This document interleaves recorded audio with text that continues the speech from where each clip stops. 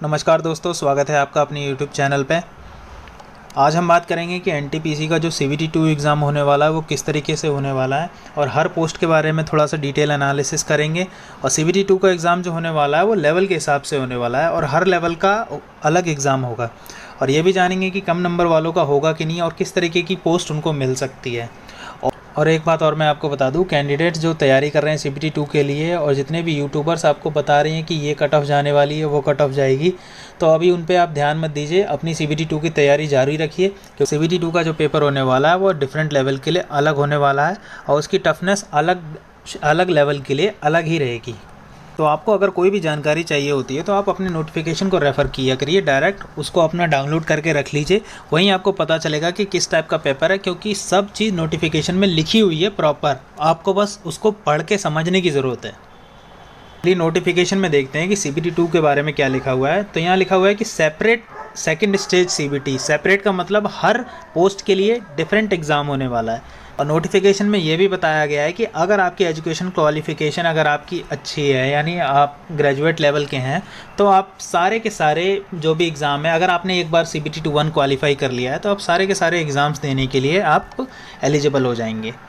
तो इस पूरे पैराग्राफ का कंक्लूजन ये निकलने वाला है कि आपका हर लेवल पे अलग एग्ज़ाम होने वाला है और हर एक का डिफ़िकल्टी लेवल भी डिफरेंट होगा। और CBT2 में आप अगर क्वालिफ़ाई करते हैं, CBT2 के लिए अगर आप क्वालिफ़ाई करते हैं तो आपका एजुकेशन क्वालिफ़िकेशन के हिसाब से आपको एग्ज़ाम देने दिया जाएगा। इसका मतलब अगर आपने ग्रेजुएशन कर रखा है तो आप सारे एग्ज़ाम्स देने के लिए कैपेबल हैं। अगर आपने 10+2 कर रखा है तो आप ग्रेजुएशन लेवल का एग्ज़ाम आप नहीं दे पाएंगे।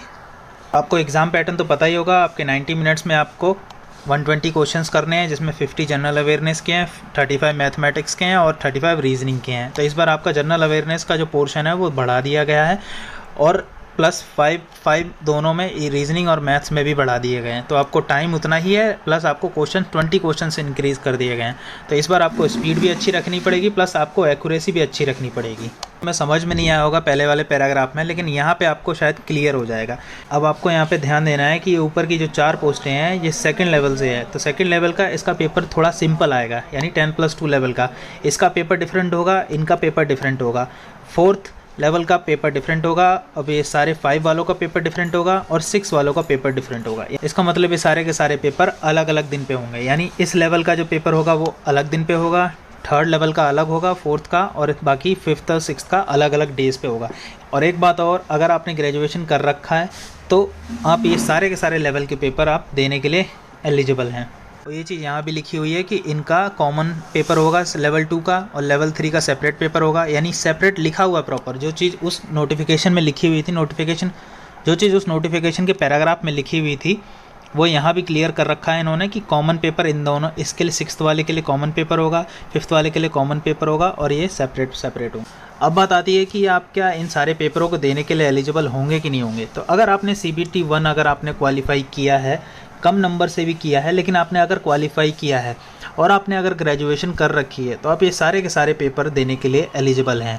लेकिन आपने अगर 10+2 लेवल से ही भरा हुआ है अपना एग्ज़ाम तो आप सिर्फ 10+2 लेवल के ही एग्ज़ाम्स आप दे सकते हैं। और दूसरी बात कि CBT2 में आपकी हर पोस्ट की अलग कट ऑफ निकलेगी, यानी ये 2 लेवल के जितने भी एग्ज़ाम्स हैं इसकी अलग कट ऑफ निकल के आएगी। 4th के लिए, 3rd के लिए, यानी 5th और 6th, इन सब के लिए अलग कट ऑफ निकलेगी और आपको उन कट ऑफ को क्लियर करना पड़ेगा। CBT2 के बाद आपका टाइपिंग स्किल टेस्ट होगा, जो भी एग्ज़ाम जिनमें है, और फिर कुछ एग्ज़ाम्स में आपका साइको भी हो सकता है शायद। और उसके बाद फिर आपकी एक फ़ाइनल मेरिट बनेगी और उस फाइनल मेरिट के बाद आपका सिलेक्शन होगा। तो आप ये मत सोचिए कि अगर आपने कट ऑफ क्लियर किए तो आपका सिलेक्शन पक्का है। अब कोशिश करिए कि ज़्यादा से ज़्यादा आप नंबर लेके आएँ, टाइपिंग में भी अच्छा करें और प्लस CBT2 में आपका मेन जो है, CBT2 में आप जितना ज़्यादा से ज़्यादा अच्छा कर सकते हैं उतना कोशिश करिएगा अच्छा करने की। और CBT2 के मार्क्स ही आपको डिसाइड करेंगे कि आपका सिलेक्शन होगा कि नहीं, क्योंकि ज़्यादा अच्छे मार्क्स लेके आते हैं CBT2 में तो आपके मेरिट से निकलने के चांसेस कम हो जाएंगे। अगर आपके कम नंबर आते हैं तो आप होप मत हारिए, आप कोशिश करिए कि बाकी के और जो पेपर हैं, छोटे पेपर जो 10+2 लेवल के हैं, आप उनकी तैयारी करिए। क्योंकि जो CBT1 है वो सिर्फ क्वालिफाइंग था, CBT2 डिसाइड करेगा कि आपको पोस्ट मिलेगी कि नहीं मिलेगी।